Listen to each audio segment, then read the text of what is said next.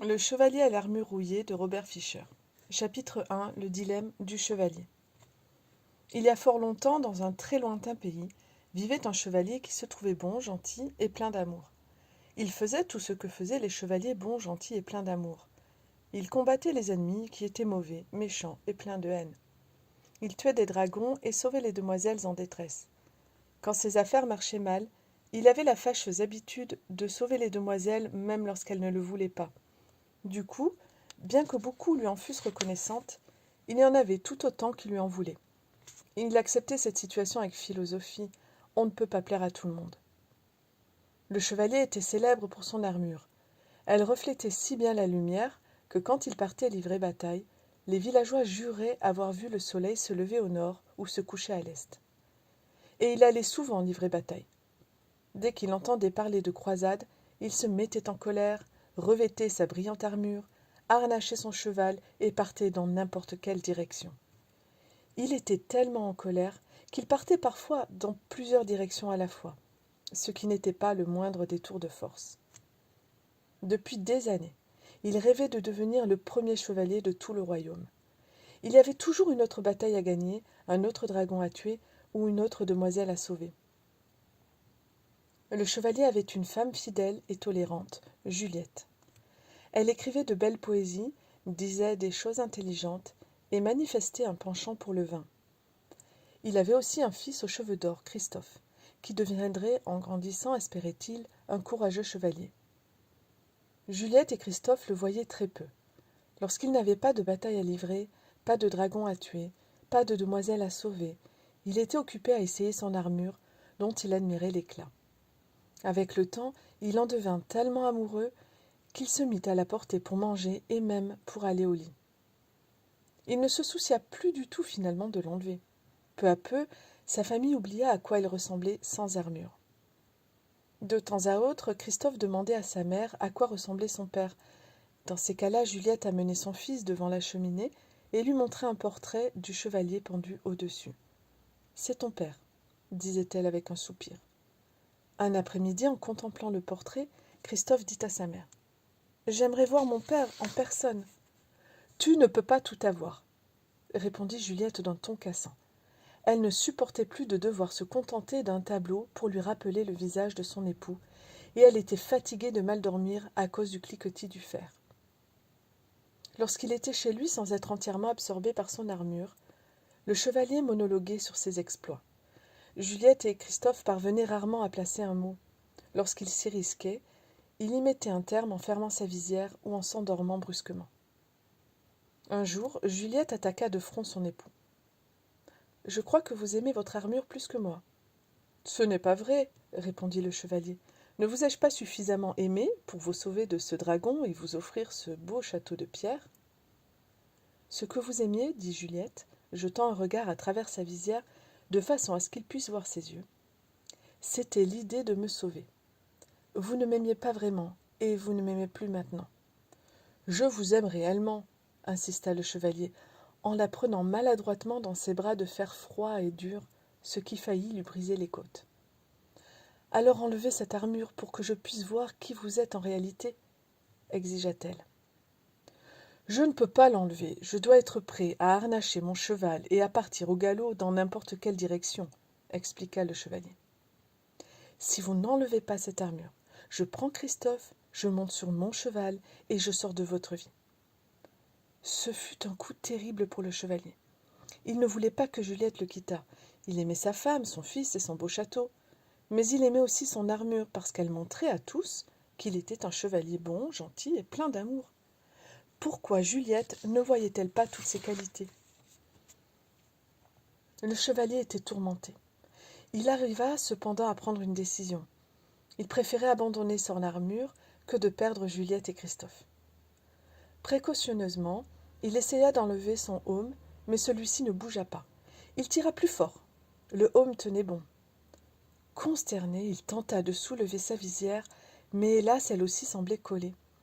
Il tira dessus encore et encore, mais rien ne bougea. Pris d'une grande agitation, il se mit à faire les 100 pas. Comment cela avait-il pu se produire ? Il n'était sans doute pas très étonnant que le aume soit coincé, puisqu'il ne l'avait pas enlevé depuis des années. Mais pour la visière, c'était une autre question. Il l'avait ouverte régulièrement pour manger et boire. D'ailleurs, il l'avait ouverte pas plus tard que ce matin même, pour un petit déjeuner constitué d'œufs brouillés. Subitement, il eut une idée. Sans dire où il allait, il se précipita vers l'atelier du forgeron, situé dans la cour du château. Lorsqu'il arriva, le forgeron était en train de façonner un fer à cheval à la force de ses mains nues. « Forgeron, dit le chevalier, j'ai un problème. »« Vous êtes un problème, sire, » répliqua le forgeron sur un ton sarcastique avec un tact habituel. Le chevalier, qui normalement appréciait la plaisanterie, le regarda d'un air menaçant. « Je ne suis pas d'humeur à faire de l'esprit pour l'instant. Je suis coincé dans cette armure. » mugit-il en frappant le sol de son pied chaussé de fer, touchant par mégarde le gros orteil du forgeron. Ce dernier poussa un hurlement et, oubliant momentanément que le chevalier était son maître, le frappa violemment sur le aume. Le chevalier ne ressentit qu'un léger désagrément. Le aume ne bougea pas. « Essaie encore !» ordonna le chevalier, qui n'avait pas compris que le forgeron lui avait obéi sous l'effet de la colère. « Avec plaisir, » répondit le forgeron, se saisissant du premier marteau qui lui tomba sous la main, pour le lancer furieusement sur le aume du chevalier. Le coup ne fit même pas une bosse. Le chevalier était effaré. Le forgeron était de loin l'homme le plus fort de tout le royaume. Si lui n'arrivait pas à l'extraire de son armure, qui le pourrait ? Comme le forgeron était quand même un brave type, sauf quand on lui écrasait le gros orteil, il perçut la panique du chevalier et sa colère tomba. Il devint compatissant. « Vous êtes dans de beaux draps, chevalier, mais ne renoncez pas. Revenez demain, une fois que je me serai reposé. Vous m'avez pris à la fin d'une rude journée. » Ce soir-là, au dîner, l'atmosphère était tendue. Juliette, qui poussait de petits morceaux de nourriture à travers les trous de la visière, s'énervait de plus en plus. Au milieu du repas, le chevalier lui dit que le forgeron avait essayé d'ouvrir l'armure, mais n'y était pas parvenu. « Je ne vous crois pas, vieux tas de ferraille !» cria-t-elle en lui lançant une assiette à moitié pleine de fricassés de pigeons sur le aume. Le chevalier ne sentit rien. Ce ne fut que lorsque la sauce commença à couler derrière les trous des yeux de sa visière qu'il comprit. Il avait été frappé sur la tête. Il avait à peine senti le marteau du forgeron cet après-midi. En y réfléchissant bien, il se rendit compte que son armure l'empêchait de trop ressentir les choses. Il la portait depuis si longtemps qu'il avait oublié comment on les ressentait sans elle. Il était furieux de voir que Juliette ne le croyait pas quand il lui disait qu'il tentait d'enlever son armure. C'était pourtant bien vrai qu'il avait essayé avec le forgeron. Tous deux s'y attelèrent pendant plusieurs jours sans plus de succès. Le temps passait et le chevalier était de plus en plus découragé et Juliette de plus en plus désagréable. Finalement, le chevalier dut admettre que les efforts du forgeron n'aboutissaient à rien. « L'homme le plus fort du royaume, allons donc. Tu n'arrives même pas à ouvrir cette boîte de ferraille, » hurla-t-il frustré. Lorsqu'il rentra à la maison, Juliette lui cria hystérique. « Votre fils n'a rien d'autre qu'un portrait de son père, et je suis fatiguée de parler à une armure. Je ne vous donnerai plus à manger à travers les trous de ce fichu machin.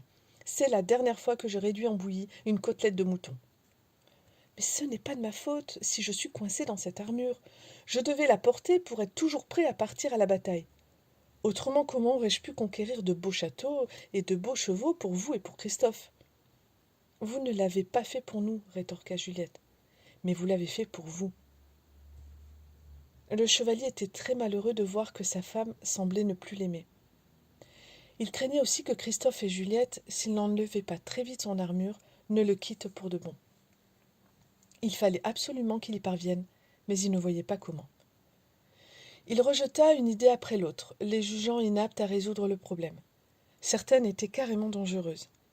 Il se rendait bien compte qu'un chevalier prêt à faire fondre son armure avec une torche du château, à la faire geler en sautant dans un fossé plein de glace, ou bien à la souffler avec un canon.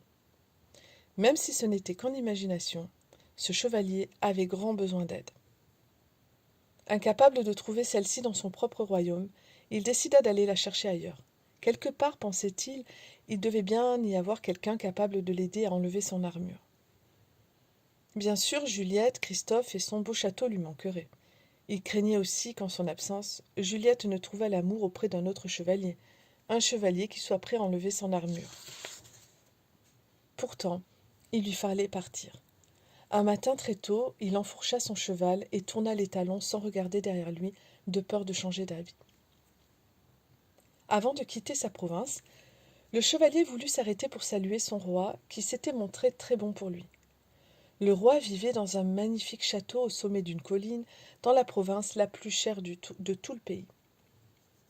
Le chevalier passa le pont-levis, et dans la cour il aperçut le bouffon, assis les jambes croisées, en train de jouer avec une flûte en roseau. On l'appelait Sac à Malice, parce qu'il portait sur son dos un merveilleux sac aux couleurs de l'arc-en-ciel, plein de toutes sortes de choses qui faisaient rire et sourire les gens. Il avait d'étranges cartes qu'il utilisait pour dire la bonne aventure, des perles aux brillantes couleurs qu'il faisait apparaître puis disparaître, et d'amusantes petites marionnettes dont il se servait pour insulter avec humour son auditoire. « Bonjour, Sac à Malice, dit le chevalier. Je viens faire mes adieux au roi. » Le bouffon leva les yeux. « Le roi s'est levé pour partir, il ne peut rien te dire. »« Où est-il parti ?» demanda le chevalier. « Pour une nouvelle croisade, il s'en va marchant. Tu seras en retard si tu l'attends. » Le chevalier fut déçu d'avoir manqué le roi de peu et contrarié de ne pas avoir pu se joindre à lui pour la croisade. « Oh, soupira-t-il, je risque de mourir de faim dans cette armure avant son retour. Je ne le verrai peut-être plus jamais. » Il eut l'impression de s'affaisser sur sa selle, mais évidemment, son armure l'en empêcha. « Te voilà bien mal fichu, malgré toute ta force. Ton problème n'est pas résolu. »« Je ne suis pas d'humeur à écouter tes vers de mirliton, aboya le chevalier, en se raidissant dans son armure. Ne pourrais-tu pas pour une fois prendre le problème de quelqu'un au sérieux ?» D'une voix claire et lyrique, Sac à Malice chanta. « Les problèmes ne me bercent point, des occasions d'avancer ils sont. » « Tu ne chanterais pas cette chanson si c'était toi qui étais coincé là-dedans, grommela le chevalier. Sac à Malice répliqua. « Nous sommes tous dans une armure enfermée, la tienne est simplement plus facile à trouver. »« Je n'ai pas le temps de rester à écouter tes bêtises, il faut absolument que j'arrive à me sortir de là. » Là-dessus, le chevalier éperonna sa monture pour partir, mais Sac à Malice lui cria. « Chevalier, il y a quelqu'un qui peut t'aider à montrer ce que tu es en réalité. » Le chevalier arrêta net son cheval et avec précipitation revint vers Sac à Malice. « Tu connais donc quelqu'un qui pourrait me sortir de cette armure? Qui est-ce ? » ?»« Merlin l'enchanteur, il te faut rencontrer, alors tu sauras comment trouver la liberté. »« Merlin ? Le seul Merlin dont j'ai entendu parler est le grand et sage maître du roi Arthur. »« Oui, c'est ce que l'on connaît de lui, ils ne font qu'un, le Merlin dont je parle est celui-ci. »« Mais ce n'est pas possible, s'exclama le chevalier. Merlin et Arthur ont vécu il y a très longtemps. » Sac à Malice répondit. « Tu as raison, pourtant il est toujours vivant, c'est dans ces bois que le sage t'attend. »« Mais ces bois sont tellement vastes, dit le chevalier, comment l'y trouver ?» Sac à Malice sourit. « On ne pourra jamais savoir combien de temps il faudra, jours, semaines ou années, mais quand le disciple est prêt, le maître apparaît. » « Oh, je ne peux pas attendre que Merlin paraisse. Je dois le chercher, » dit le chevalier. Il tendit la main à Sac à Malice et, emporté par la gratitude, la lui serra, écrasant ses doigts avec le gantelet. Sac à Malice hurla. Le chevalier lâcha aussitôt sa main. « Excuse-moi. » Le bouffon frotta ses doigts meurtris. « Lorsque l'armure de toi sera tombée, tu sentiras aussi la douleur par les autres éprouvée. »« Je suis parti, » dit le chevalier. Il fit faire volte-face à son cheval, et un nouvel espoir au cœur galopa à la recherche de Merlin.